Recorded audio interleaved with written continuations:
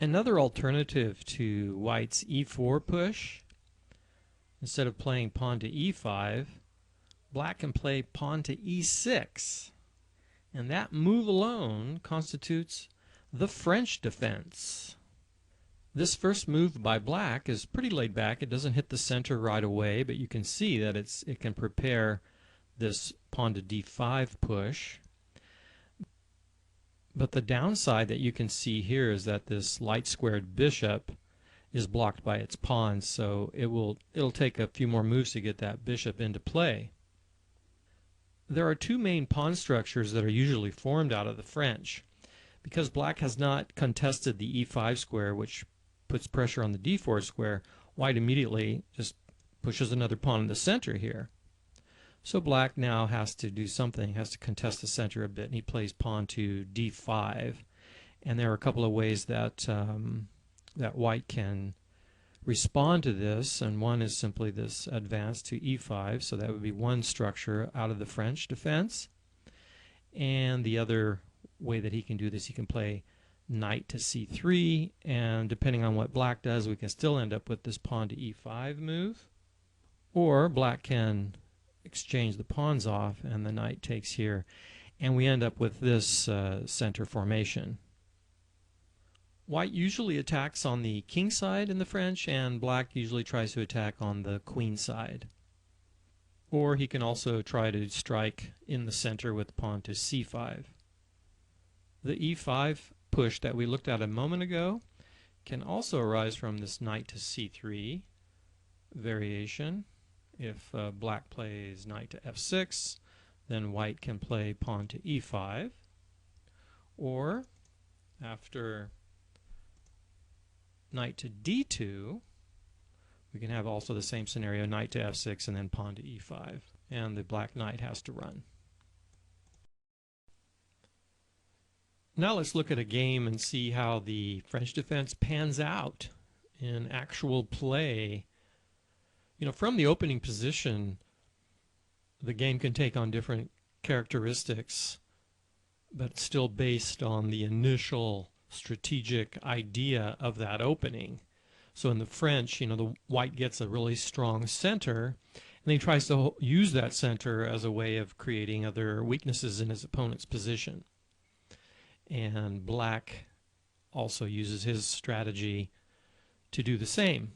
So in this game, white starts out e4, and we have the French with e6, d4, d5, and white immediately pushes e5. There were other options, as I mentioned, and while white has a strong center, he's already into black's territory on the king side. And black immediately chips away at that center with c5, and white defends it. The knight puts some more pressure on that d4 pawn. The knight develops and defends. And he chips away at the e5 pawn with f6. He develops. Pawn takes, pawn takes. This pawn will still be a thorn in black's side, but now black has achieved a bit more center over here now on the queen side.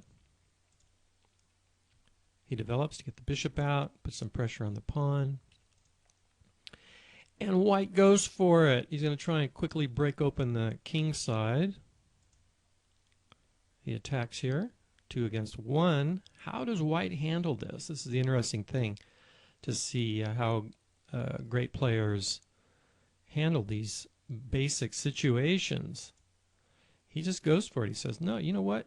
I'm going to give you this, but I'm going to get something else in return, because now his threat is to take here, and if the pawn takes, the bishop can take with check.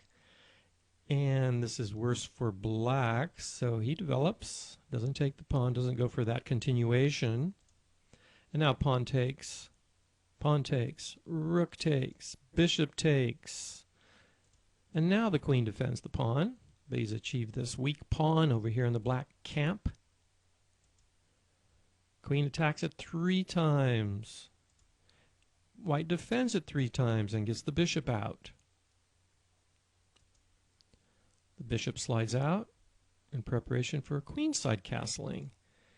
And the knight does the same and moves over towards the towards the king side, the queen side rather, which will soon be where the king will be. Keeps the, and also threatening to attack the queen, he keeps the knight out. And white castles queen side, and black does the same. In other games with the French defense, you'll see white castling on the king side, both sides castling on the king side. So there are a lot of options in all openings on how the game can continue. And now the rook slides over, getting onto the open file. That's where rooks belong, right? Without pawns in front of them, so they can express the full strength of their power. And the rook defends this pawn. And now white has penetrated into black's camp. Rooks on the 7th rank are can be very dangerous. Notice that the rook is x-raying all of these pieces, and the queen is on the other side of that.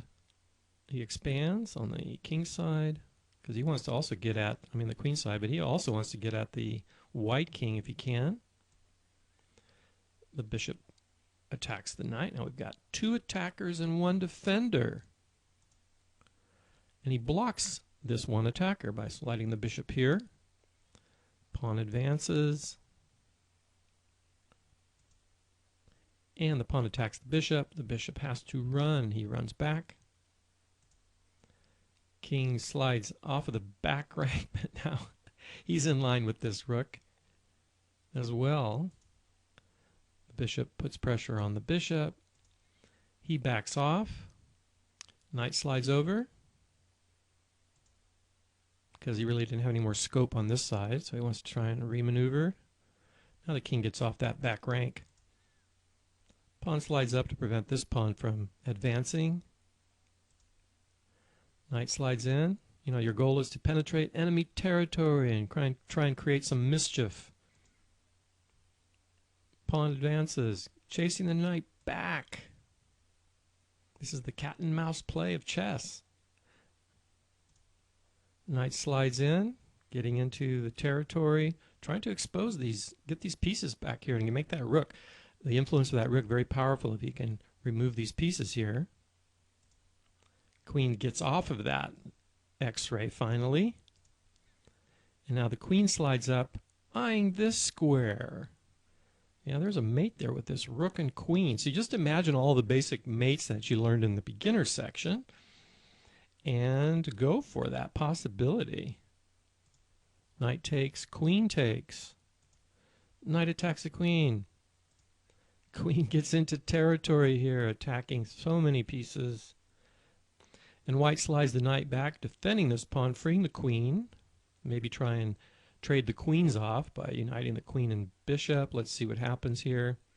Queen slides back. She doesn't want to trade off. See, this is black is cramped, and as a result of the French, actually, so white has maintained this advantage that he got in the opening, and it looks like white does not want to trade because once he frees up the pieces, then black can draw, or at least maybe even turn the tables on white at some point.